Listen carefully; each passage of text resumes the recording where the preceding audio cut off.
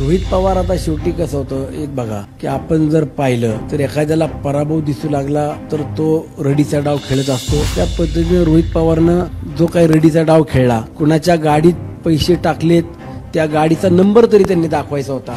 तुमच्या बारामती अॅग्रो असेल किंवा कारखान्यावरती काम करणारे कामगार बांधव तुमचा प्रचार करत होते, ते स्लिपा वाटत होते. तुम्ही जिथं खंडोबारायाचं देवस्थान आहे तिथं तुम्ही 2-2 टन मटण नेऊन वाटलं, दारूच्या बाटल्या वाटल्या, पैसे वाटले. शेवटी तुम्ही तुमच्या पद्धतीने जे काय करायचं तुम्ही करून झालं आणि आता तुम्हाला पराभव दिसल्यानंतर तुम्ही आरोप करत सुटलाय. श्रीरंगाप्पा बारणे हे 1 लाखाच्या पुढं मताधिक्यातून विजय होतील असा आमचा विश्वास आहे. हॉस्पिटल असतील, प्रशासकीय इमारत असेल, गावगाड्यांमध्ये असणाऱ्या तलाठी कार्यालय, सर्कल कार्यालय असतील, मोठमोठ्या नद्यांवरचे ब्रिज असतील, असे अनेक कामं आज प्रत्यक्षामध्ये पूर्णत्वास जात आहेत आणि त्याच विकास कामांच्या जोरावरती आम्ही जनतेसमोर जातोय. कुठल्याही कंपनीच्या उद्योगपत्यांनी किंवा मॅनेजमेंटनी सांगावं की मावळ तालुक्यामध्ये कंपनीत खंडणी मागितली जाते किंवा वसुली केली जाते, त्या ठिकाणी चाप द्यायचं काम किंवा ते नियंत्रणात आणायचं काम एक लोकप्रतिनिधी म्हणून नक्कीच आमची आहे.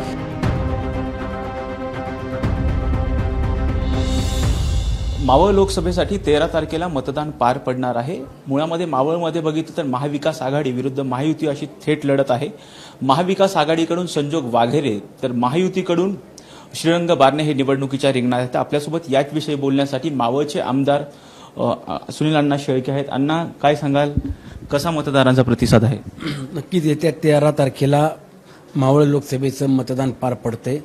ही निवडणूक होत असताना मावळ लोकसभेचे उमेदवार महायुतीचे श्रीरंगाप्पा बारणे यांचा सर्वच महायुतीतील प्रमुख पक्ष आणि घटक पक्षातील पदाधिकारी नेते एकत्रितपणानं काम करतायत आणि मला विश्वास आहे मावळ तालुक्यातून एक चांगलं मताधिक्य हे श्रीरंगाप्पा बारणेंना मिळेल. शेवटी ही निवडणूक होत असताना ही देशाची निवडणूक आहे. देशाचं पंतप्रधान कोण असणार आहे, हा देश कोणाच्या हातामध्ये द्यायचा, ही ठरवणारी किंवा निर्णायक निवडणूक आहे. आणि ज्या पद्धतीनं मागील 5 वर्षामध्ये मावळ तालुक्यामधल्या महत्त्वाकांक्षी प्रकल्पांना न्याय देण्याचं काम या राज्याचे उपमुख्यमंत्री आदरणीय अजितदादा असतील, राज्याचे उपमुख्यमंत्री देवेंद्रजी फडणवीस साहेब आहेत, मुख्यमंत्री एकनाथजी शिंदे साहेब आहेत, ह्या सर्व प्रमुख नेत्यांनी तालुक्याला जो काही भरभरून निधी देण्याचं काम केलं आणि गाववाड्या वस्त्यांपर्यंत जी विकास कामांच्या माध्यमातून मूलभूत सुविधा मिळायला पाहिजे त्या सुविधेमध्ये रस्ते, लाईट, पाणी हे आज पूर्णत्वास जात आहेत. या पलीकडे जाऊन तालुक्यातील महत्त्वाकांक्षी प्रकल्प होत असताना हॉस्पिटल असतील, प्रशासकीय इमारत असेल, गावगाड्यांमध्ये असणाऱ्या तलाठी कार्यालय, सर्कल कार्यालय असतील, मोठमोठ्या नद्यांवरचे ब्रिज असतील, असे अनेक कामं आज प्रत्यक्षामध्ये पूर्णत्वास जात आहेत आणि त्याच विकास कामांच्या जोरावरती आम्ही जनतेसमोर जातोय. शेवटी काम होत असताना जनतेचे प्रश्न सुटले पाहिजे, जनतेला न्याय मिळाला पाहिजे, प्रत्येक समाजाला, प्रत्येक घटकाला बरोबर घेऊन या तालुक्यामध्ये समविचार किंवा आपण एक प्रत्येकाला न्याय देण्याची भूमिका घेऊन ही निवडणूक आम्ही लढतोय. मतदारांचा कसा प्रतिसाद मिळतोय? आपण प्रचारामध्ये सक्रिय आहात, या भागाचे आमदारही आहात. नाही, प्रचारामध्ये फिरताना जनता विकास कामांच्या माध्यमातून नक्कीच महायुतीचे उमेदवार श्रीरंगाप्पा बारणेंना साथ देताना आम्ही पाहतोय. काही भागामध्ये संमिश्र चर्चा करण्याचा देखील काही मंडळी प्रयत्न जाणीवपूर्वक करतायत. शेवटी राजकारण आहे, निवडणुकीमध्ये आरोप प्रत्यारोप होत असतात, परंतु उद्याच्या काळामध्ये तात्पुरत्या स्वरूपाचा विचार न करता पुढील 5 वर्षाचा विचार करून आपल्याला खासदार म्हणून आपला प्रतिनिधी निवडायचा आहे. मागील निवडणुकीत ज्या उमेदवारांच्या विरोधात प्रचार केला होता, यावेळी त्यांच्याच समर्थनार्थ प्रचार करावा लागतोय. त्यांना जास्तीत जास्त लीड कशी मिळेल यासाठी प्रयत्न करावा लागतो. नाही, मागच्या वेळेला देखील मी महायुतीमध्ये होतो, त्यानंतरनं राष्ट्रवादी काँग्रेस पक्षात प्रवेश केला.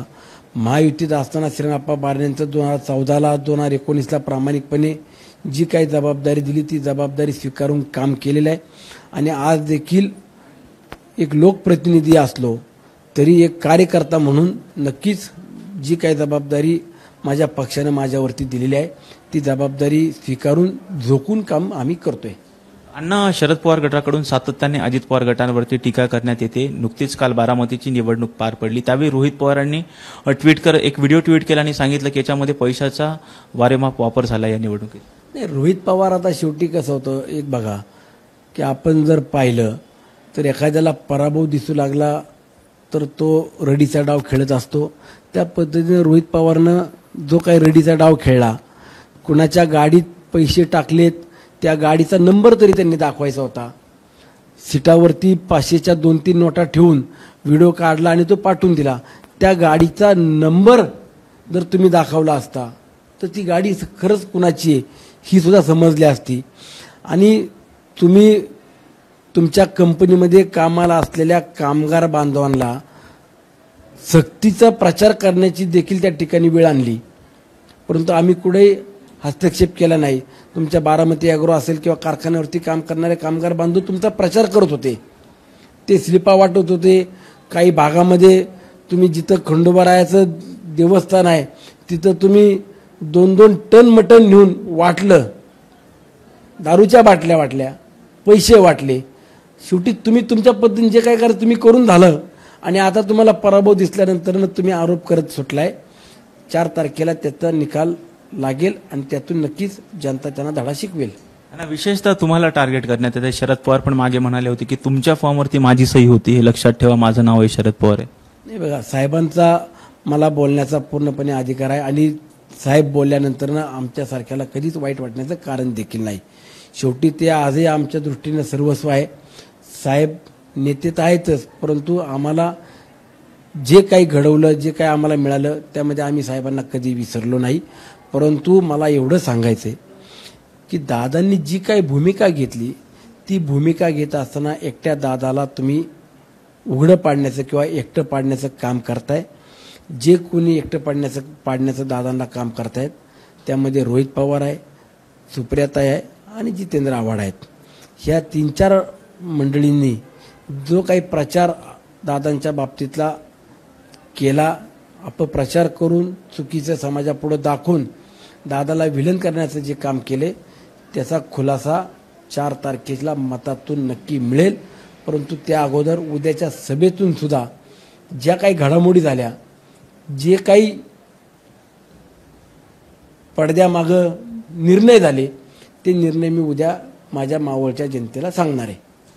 अजितदादांनाच दोषी ठरवण्यात येते असं तुम्ही म्हणालात. नेमकं हे राष्ट्रवादीमध्ये जे काही घडलेलं आहे, जी काही फूट पडली, ही कशामुळे पडली असं वाटतं? उद्याच्या 4 वाजताची दादांची सभा होत असताना मी त्या संपूर्ण घडामोडीमध्ये काही साक्षीदार आहे आणि उद्याच्या सभेतनं मला जे काही सांगायचं ते मी उद्या सांगणार आहे. अण्णा, आता मावळच्या विकासासाठीचं महायुतीचं एक विजन काय? मावळ तालुक्यातील पर्यटनाला चालना मिळावी याकरता ग्लास स्कायवॉकचा प्रकल्प उभा राहतोय. त्यामध्ये राज्य आणि केंद्र शासनाची देखील मदत आम्हाला लागणार आहे. त्याचबरोबर आई एकविरा देवीच्या ठिकाणी रोपवेचा प्रकल्प उभा राहतोय. त्यामध्ये आम्हाला राज्य आणि केंद्राची देखील मदत लागणार आहे. तळेगाव चाकण रस्त्याचा प्रश्न मार्गी लागलेला आहे, परंतु मुंबई पुणे NH4 ज्याला आपण मुंबई पुणे जुना हायवे रोड म्हणतो त्या हायवे रोडवरती देखील आम्हाला एक तर त्याचं रुंदीकरण किंवा वेगवेगळ्या भागामध्ये फ्लायओव्हर हे मंजूर करून मिळाले पाहिजे, त्याकरता आमचा प्रयत्न असेल. या व्यतिरिक्त माझ्या स्थानिक भूमिपुत्र जे जनरल मोटरमध्ये काम करत होते, ती कंपनी बंद झाल्यावरती ज्यांना बेघर होण्याची वेळ आलेली आहे त्यांना देखील उद्याच्या कंपनीमध्ये समाविष्ट करून घ्यावं किंवा तिथे त्यांना काम मिळावं ह्याकरता देखील आम्ही त्यांच्यासाठी प्रयत्न करून त्यांना कामावरती घ्यायला लावणार. त्याचबरोबर माझा बेगडेवाडी, शेलारवाडी, तळेगावातील परिसर हा मिसाईल प्रकल्पाकरता जी जमीन प्रकल्पामध्ये समाविष्ट करून घेतली त्याचा मोबदला जो मिळायला पाहिजे होता तो मिळाला नाही, तर त्या बाबतीत देखील आम्ही केंद्र सरकारची यामध्ये आम्हाला गरज लागणार आहे. आणि या व्यतिरिक्त अजूनही अनेक प्रकल्प या तालुक्यामध्ये आणण्याकरता आम्ही प्रयत्नशील राहू. या भागामध्ये आपण बघितलं तर MIDC सारख्यामध्ये ज्यावेळेस उद्योग आणण्यासाठी प्रयत्न होतात त्यानंतर कुठेतरी खंडणीच्या घटना सुद्धा घडतात. त्यामुळे हे जे गुन्हेगारी आहे रोखण्यासाठी तुम्ही काय प्रयत्न करणार? मावळ तालुक्यामध्ये असे कुठलेही प्रकार घडलेले नाही. कुठल्याही कंपनीच्या उद्योगपत्यांनी किंवा मॅनेजमेंटनी सांगावं की मावळ तालुक्यामध्ये कंपनीत खंडणी मागितली जाते किंवा वसुली केली जाते, त्या ठिकाणी चाप द्यायचं काम किंवा ते नियंत्रणात आणायचं काम एक लोकप्रतिनिधी म्हणून नक्कीच आमची आहे. शेवटी 4-2 टाळक्यांनी इथं येऊन गुन्हेगारी करणं किंवा खंडणी वसूल करणं आणि 1000-2000 कर्मचारी बांधवांच्या रोजीरोटीवरती गदा आणणं हे आम्ही कधीच खपवून घेणार नाही. शेवटी महायुतीचे उमेदवार हे किती लाखाच्या मताच्या लीडने निवडून येतील असं वाटतंय? श्रीरंगाप्पा बारणे हे 1 लाखाच्या पुढं मताधिक्य घेऊन विजय होतील असा आमचा विश्वास आहे. हे होते राष्ट्रवादी काँग्रेस पक्षाचे आमदार सुनील अण्णा शेळके. व्हिडिओ जर्नलिस्ट शिवाजी सावंतसह राजरत्न जोंधळे, टॉप न्यूज मराठी, पुणे.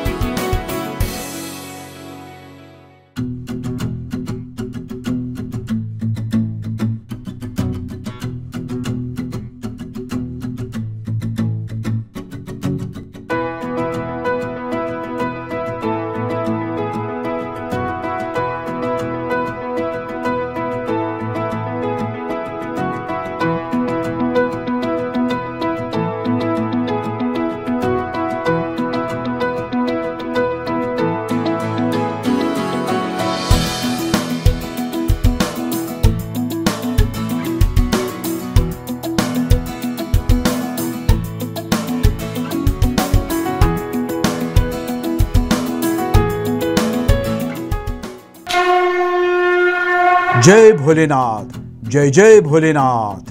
गुरुकृपा ट्रॅव्हल्सची सुनियोजित टूर. उत्तराखंड चारधाम दर्शन यात्रा. पुणे ते दिल्ली, दिल्ली ते चारधाम आणि दिल्ली ते पुणे. प्रवास भाडे प्रत्येकी फक्त 38,500 रुपये.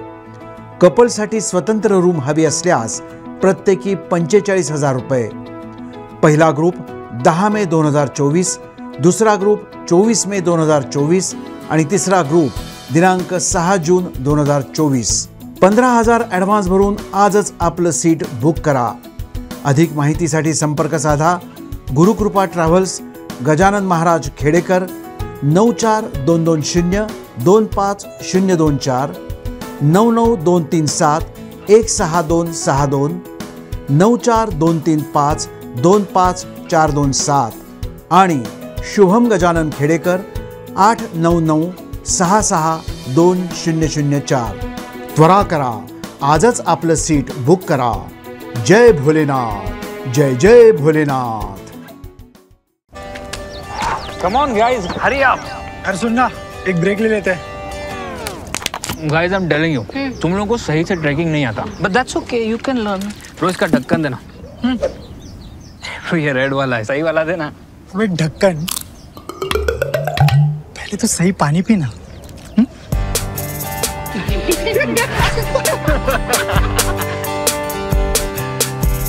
Manikchand Oxyrich, proudly Indian.